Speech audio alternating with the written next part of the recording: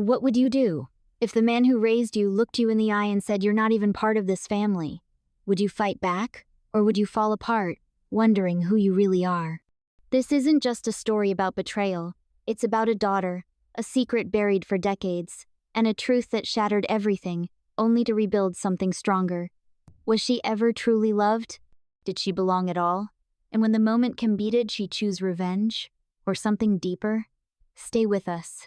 Claire Whitman's story is one you won't forget. I still remember the way the light filtered through the stained glass of grandmother's library that afternoon. Charleston's late autumn sun painted her old book spines in muted gold and amber, like a cathedral of knowledge that had been hers alone. I had always loved this room, its silence, its strength, but that day, 3 days after her funeral, it became something else entirely. A courtroom, a battlefield. "You're not even a real Whitman," my father said. The words hit me before I could fully comprehend them. My body went still. My breath caught. The dusty air felt heavier than it had a second ago.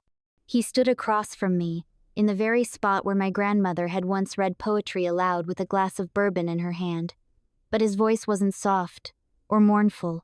It was cold, controlled, almost satisfied. "I don't understand," I managed.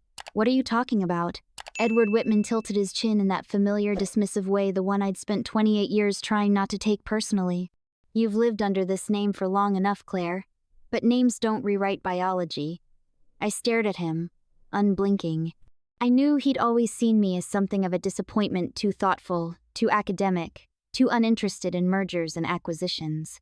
But this? This wasn't criticism. This was erasure. "Are you saying, I'm not your daughter?" He gave a tight, humorless laugh. "You're Rachel's daughter.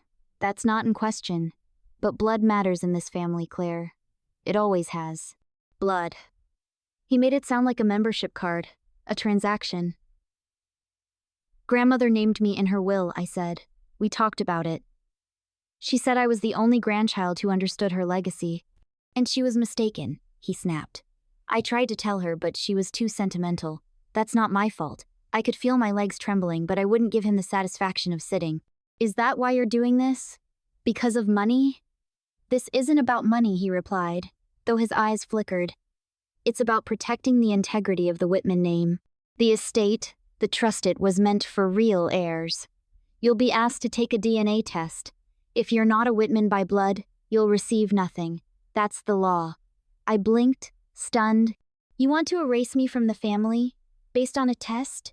He leaned forward slightly, voice calm like a man closing a deal. "Think of it as cleaning up a clerical error." For a second, I forgot how to breathe.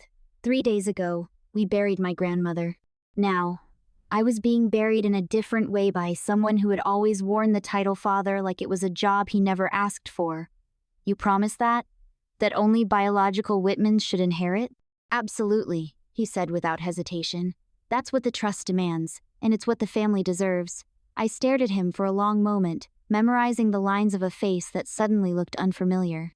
Then I turned away from the man I had once tried so hard to impress, and whispered, more to myself than to him, "I've spent my whole life inside a lie." Growing up in the Whitman household meant understanding that silence was often louder than words. My father, Edward Whitman, was a man of expectations. His presence filled a room, not with warmth but with gravity. You did not speak during dinner unless spoken to. You did not question his decisions. And above all, you did not disappoint him. I learned that last part the hard way. As a child, I used to bring home history projection-made dioramas of Civil War battles, essays on the women of the Harlem Renaissance. I'd place them on the kitchen counter, waiting for him to notice. He never did. My brothers Jason and Nathan got nods of approval for winning debate tournaments or pitching investment ideas at the dinner table. I got silence, or worsey long, measured look, followed by, "Why don't you ever apply yourself to something useful?" Eventually, I stopped showing him my work, and somewhere along the way, I stopped trying to earn his praise. It was like reaching for something in the dark that was never really there. But Grandmother Vivian, she saw me. She used to call me her old soul. Every Sunday afternoon, we had tea together in her library, the very room where my world had just unraveled. She'd let me pick out any book I wanted. Then we'd talk about art, about women in history. about the Whitman legacy from her perspective. Not the one Edward paraded in press releases, but the real one. The struggles, the sacrifices, the choices that shaped who we were. She had fire in her. Even in her 80s, her mind was sharp, her humor dry, her eyes always watching. "Claire," she told me once as we sat by the fireplace, "you have value whether this family chooses to see it or not." Those words stayed with me. Through every scholarship application, every lonely holiday dinner, every promotion I got without a congratulatory call from my father, she gave me permission to be more than a footnote in this family. When I chose to major in historical preservation instead of business like my brothers, she defended me. When I moved to D.C. to work on museum archives instead of entering the family firm, she sent me handwritten letters. Encouragement in ink when all I got from home was absence. My mother, Rachel, was more of a ghost in those years, always present, always composed, but rarely involved. She floated between dinner parties and silent glances, and when I once asked her why Dad seemed colder to me than to the boys, she just said, "He's under a lot of pressure." That was her answer for everything. But the distance had a shape, a texture, and it wasn't just pressure, it was personal. I knew it, even if I couldn't name it. Still, I tried to be the daughter he wanted. I dressed the part. I showed up to corporate events when asked. I smiled for Christmas cards I never received copies of, and yet I remained on the outside, tolerated but not included. That exclusion became even clearer after grandmother's funeral. At the reception, guests murmured condolences. My father kept to himself, speaking only when required. Not once did he look me in the eye. Not once did he acknowledge the woman who had been my only real ally. I remember placing my hand on Vivian's casket before it was lowered. It was the first time I cried in public since childhood. She had been my anchor in a family built on rules and reputation. Without her, I felt like a branch snapped off the tree. But even then, I didn't think Edward would go this far, telling me I wasn't his child, cutting me out with legal threats. What kind of father did that? Now, sitting on the edge of everything I knew, I couldn't shake her last words to me spoken just 2 weeks before she passed. "Blood isn't what binds us, Claire. Character is. But sometimes, blood tells its own truth too." At the time, I thought she was being poetic. Now, I realized she was warning me. 3 days after the confrontation in the library, I received a manila envelope delivered by courier to my apartment in downtown Charleston. Inside was a legal petition, drafted by Jonathan Reeder family's attorney for over 20 years and one of my father's oldest friends. The petition requested an official investigation into the legitimacy of beneficiary claims within the Whitman Trust, citing newly discovered evidence that I may not meet the biological eligibility requirements. My hands shook as I read it. I had known my father was capable of cruelty, but this wasn't just personal, this was strategic. He was making it official, taking it to court, turning my identity into an exhibit. The language in the document was surgical cold, precise, and deeply humiliating. Petitioner requests Claire Whitman be removed as a named beneficiary pending confirmation of direct genetic lineage to the Whitman family. I wasn't just being disinherited, I was being erased. I stared at my reflection in the glass of my front window. Same face, same brown eyes, same last name I'd carried for 28 years. But now, because my father had decided I no longer fit his blueprint, I was being written out like a typo. I called Jonathan's office immediately, demanding an explanation. His assistant answered, polite but robotic, and told me Mr. Reed was unavailable for further comment pending legal proceedings. When I asked for access to my grandmother's will, I was told I'd need to file a formal request through the Estate Review Board. I felt the walls closing in. I knew my grandmother had left me something. She told me as much during our last lunch together. "Not everything will be fair, Claire," she'd said, buttering a scone with slow, deliberate strokes. "But some things I've made sure of." Apparently, my father had other plans. I drove to her estate the next morning to speak with Bernard Fletcher, her personal attorney, someone outside my father's circle. But when I arrived, the housekeeper informed me Bernard had been hospitalized the night before with a severe case of pneumonia. "He's in critical condition," she whispered, eyes wide. "They don't know when if he'll be able to return to work." It couldn't be coincidence. 2 days ago, he was fine meeting with Vivian's estate trustees, and managing legal documents. Now he was suddenly unavailable? Indefinitely? I stood in the foyer, staring at the grand staircase where I used to sit and listen to my grandmother play piano. For the first time, it didn't feel like my home anymore. Claire Whitman was being dismantled piece by piece, signature by signature, and the worst part was, I still didn't know the truth. If Edward wasn't my biological father, then who was? Later that evening, I sat in my car outside my parents' house. The lights were on inside. From my seat, I could see shadows moving past the windows. My brothers, my mother, him. I hesitated before texting. "I'm here." Seconds later, my phone buzzed with a reply from Mom. "Come in through the side door. We need to talk. Just us." I slipped quietly through the garden gate and entered the den. My mother was already seated by the fireplace, a glass of untouched wine in her hand, her posture unusually tense. "I suppose you got the papers," she said softly. I nodded, still standing. "So, it's true. He's trying to cut me out." She didn't answer right away. Her eyes were glassy, distant, as if she were watching something unravel in slow motion. "I tried to stop him," she finally said, "but he's determined.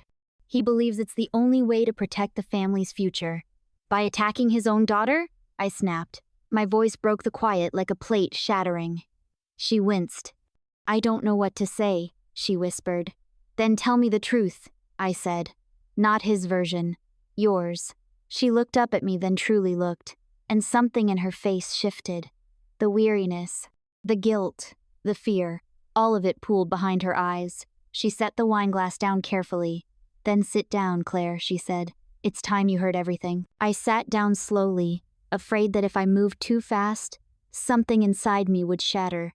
My mother folded her hands in her lap, and for the first time in my life, she looked smaller than I remembered.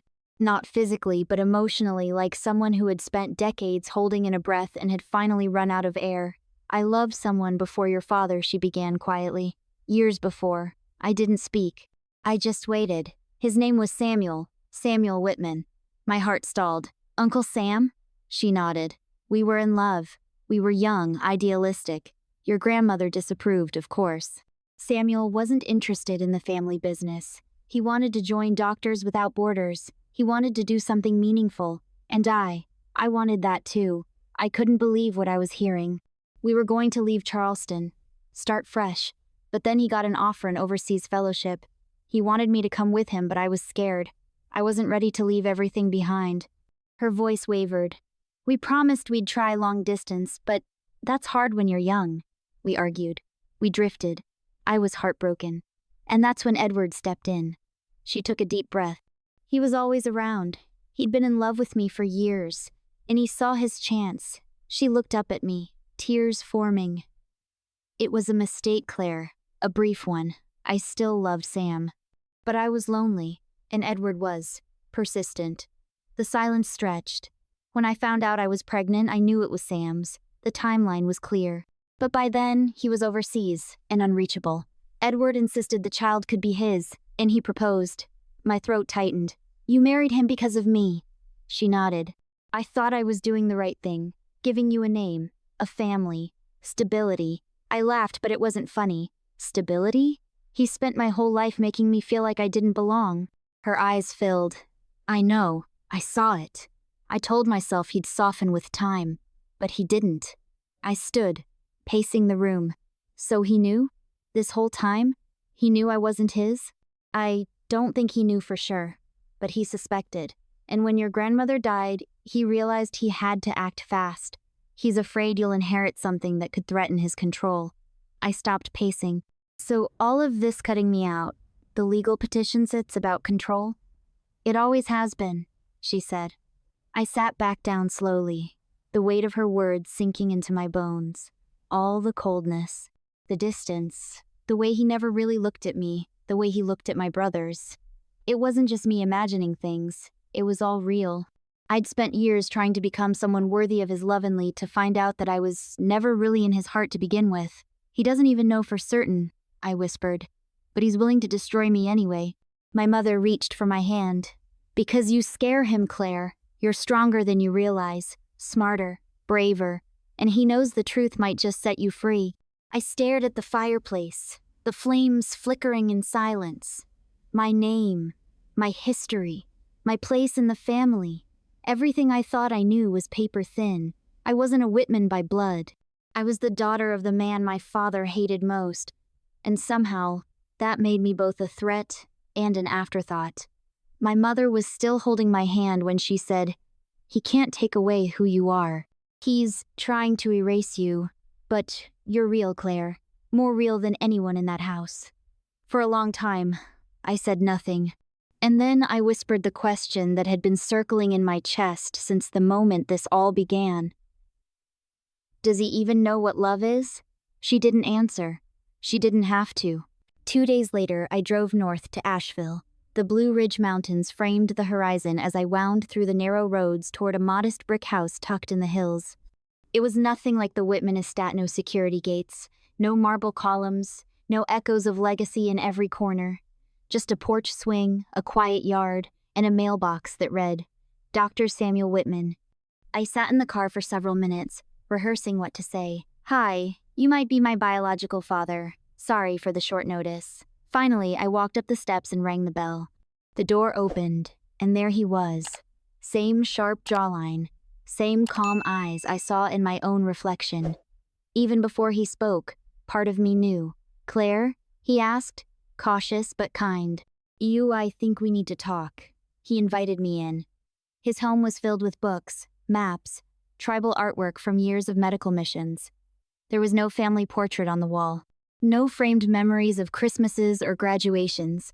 Just a quiet, well-lived life. "I spoke to my mother," I began. "She told me everything. About you. About me." He nodded slowly, his expression unreadable. "I always wondered. You didn't know?" "Not officially," he said. "I suspected once. But by the time I returned from Nairobi, she was married to Edward. And you were already a toddler." I pulled a folder from my bag and placed it on the coffee table. "A paternity test?" "I'd like to know for sure," I said. "So would he. He's trying to strip me of everything, my name, my inheritance, my identity." Samuel leaned back in his chair, folding his hands. He's always been obsessed with status, with who belongs and who doesn't. He looked at me again, and there was something else behind his eyes, now protectiveness, maybe even regret. "We can do the test. I'll cover the cost. And Claire?" He hesitated, then added, "No matter what it says, I want you to know you're welcome in my life. No conditions." I had never heard those words from Edward. Not once. We completed the test the next day through a private lab in Asheville. Results would be back within 72 hours. In the meantime, Samuel and I went for a walk by the river. He told me stories about my grandmother Vivian, how she'd always known about him and my mother, how they'd disagreed, but ultimately respected each other. "She was smarter than all of us," he said with a chuckle. "She played a long game." That night, I couldn't sleep. I kept hearing Edward's voice in my head. Only blood relatives deserve the family fortune. But what if he wasn't a blood relative at all? The thought hit me like a bolt of lightning. I turned on my laptop and dug through old files my grandmother had shared with me, years ago, family histories, archival scans, scanned letters in her neat cursive. One letter stood out. It wasn't signed, but it was clearly written by my grandfather, Theodore Whitman, and addressed to the lawyer managing their trust at the time. "We are grateful to welcome Edward into our family after many hardships," it read. "Though he may not carry the Whitman bloodline, he is our son in every way that matters." My fingers froze. I read it again. "Though he may not carry the Whitman bloodline." Edward had been adopted. And no Wananot, even my brothers, knew. I texted Samuel immediately. He called back within minutes. "Vivian told me, years ago," he said. "She and Theodore had struggled to conceive after losing their first child. Edward was adopted through a private process never spoken about publicly. It was meant to be their secret." "Does Edward know?" Samuel paused. "Number, but I think he's always felt it like a fracture under the surface, and that's why he's so obsessed with bloodlines." "Exactly," Samuel said. "He's been guarding a truth he didn't fully understand, fearing that someone like you might expose him." I sat on the edge of the bed, my mind racing. Edward wasn't just trying to prove I wasn't a Whitman. He was trying to convince himself that he was. And now, I held both pieces of the truth. A few hours later, the DNA results arrived. 99.99998% probability. Samuel was my biological father. I stared at the document, overwhelmed by a surge of emotions I couldn't untangle: relief, grief, vindication, and fury, all tangled into one. For 28 years, I had been gaslighted into questioning my worth. Now, I had the proof that I belonged. But more than that, I had something Edward feared more than any test, any trust clause, any court ruling. I had the truth, and I was ready to use it. The reading of my grandmother's will was scheduled for a crisp Tuesday morning in mid-November. Charleston was cloaked in golden leaves and solemn sunlight, as if the city itself had paused to watch what was about to unfold. The Whitman estate, where I had once played hide-and-seek among marble columns, felt more like a courtroom than a home. A long mahogany dining table stretched across the center of the great hall, polished to a gleam, flanked by high-backed leather chairs. I arrived with Samuel. The man I now knew was my father in every possible way that mattered. His presence steadied me. Across the room sat Edward, looking calm, collected, and deeply certain of his control. Beside him were my brothers, Jason and Nathan, both silent and stiff in tailored suits. Neither had spoken to me since the legal notices went out. The air was thick with tension as Harrison Drake, the estate attorney hired by Edward, cleared his throat and called the room to order. Before we begin the formal reading, he said, Mr. Whitman has requested that a preliminary matter be addressed regarding beneficiary eligibility under the Whitman Trust. Edward stood smoothly, sliding a manila folder toward the attorney. I have here DNA evidence confirming that Claire is not my biological daughter. Given the trust's explicit requirement that only blood descendants may inherit principal assets, her inclusion should be voided. There it was. He said it without shame, without hesitation. Like he was announcing a stock sale, like my identity, my entire existence was just a misfiled line item on a family ledger. My pulse pounded in my ears. Harrison reviewed the documents, nodding along. Based on this submission, it would appear— Excuse me, I interrupted, standing. All heads turned. I have additional evidence relevant to this discussion. I walked to the center of the room, hands steady, heart steel. This, I said, laying down my own envelope, is DNA confirmation that Dr. Samuel Whitman is my biological father, which makes me a direct descendant of Theodore and Vivian Whitman B. Blood. Gasps rippled through the room. Edward's face hardened. Irrelevant. The trust defines bloodline through my branch. I'm the firstborn. I met his gaze, unflinching. Then you should be very interested in what comes next. I turned to Harrison. I've brought a copy of a letter, written by Theodore Whitman, confirming that Edward was adopted, that he is not in fact a biological descendant of the Whitman line. Silence. Then chaos. Edward surged to his feet. That's a lie. It's not, Samuel said calmly, rising beside me. Vivian confirmed it to me years ago, and Claire found the letter in her archive files. Harrison's face drained of color. This isn't. We weren't informed. Samuel stepped forward. Perhaps you weren't. But you should have been. And if bloodline is the standard here, then we need to be consistent, don't we? Edward's mouth opened, then closed. For the first time in my life, he looked afraid. The room turned to Harrison, who looked like he might melt into his chair. As trustee of the estate, he said, clearing his throat, I'm required to pause all proceedings pending independent verification of these documents. You can verify them now, came a voice from the hallway.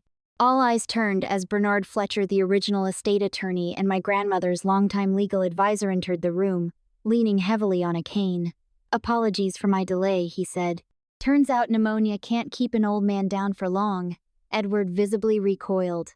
I've reviewed all submitted documentation, Bernard continued, taking a seat at the opposite end of the table from Harrison. And per Vivian Whitman's written instructions, I am to read a personal letter aloud, should any questions of lineage arise.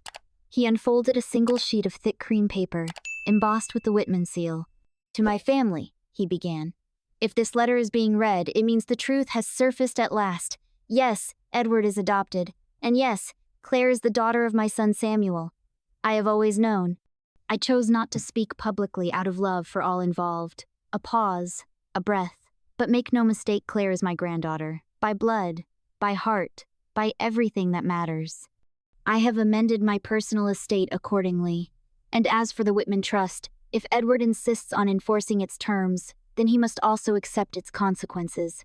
Bernard looked up. And those consequences, per the original trust agreement, disqualify him from inheriting. Edward shot to his feet. This is a farce. No, I said finally, my voice clear. This is accountability. His eyes burned into mine. You think this makes you better? No, I said softly. But it makes me honest. And that's more than you ever gave me, Bernard resumed. Per Vivian's amended estate instructions, all personal assets, including the primary residence, heirlooms, stocks, and business interests shall transfer to Claire Whitman and Dr. Samuel Whitman. The words hit like a gavel. Jason and Nathan sat frozen. My mother looked away. Edward stumbled back a step, then stormed out without another word. His shoes echoed down the hallway he once ruled. I let him go. The truth had done what I never could. It ended him. In the days that followed, the estate fell eerily quiet. There were no more meetings, no more attorneys circling like vultures, no more letters with veiled threats. Just me, walking through a house that once felt haunted by expectations, and now belonged to me, in name and in truth. I found my mother one morning in the solarium, tending to the orchids Vivian had planted years ago. She didn't say much. Just looked up, offered a soft smile, and whispered, "She'd be proud of you, Claire." I believed her. Samuel returned to Asheville after a week, but not before we sat for hours in Vivian's library, now talking about the life we'd missed. We shared stories, pieced together memories, and made quiet promises to build something new from the rubble. "You don't owe me anything," he'd said. "But I want to know you," I replied. "Not as a name in a letter, but as my father." And so we started again, not from blood, not from obligation, but from choice. The Whitman name used to feel like armor that didn't fit. Now it feels like something I can carry on my own terms, not because of inheritance, not because of revenge, but because Vivian believed I was worthy, because I proved finally to myself that I belonged even when no one else did. As for Edward, I haven't heard from him since the day he left. I doubt I ever will. But I don't need an apology. I don't need his validation. He lost far more than money. He lost the illusion of control. And I gained something he never had: peace. People ask if I feel triumphant. Sometimes, yes. But more than that, I feel clear. The truth didn't destroy me. It freed me. I walk these halls now not as the daughter who was overlooked, but as the woman who refused to stay erased. And as I stand beneath the old portrait of Vivian Whitman, I remember her words I didn't fully understand until now. Blood may bind us, Claire, but it's courage that defines us. So here I am. A Whitman, by blood, by choice, by fire. Not because I proved him wrong, but because I finally remembered who I was all along.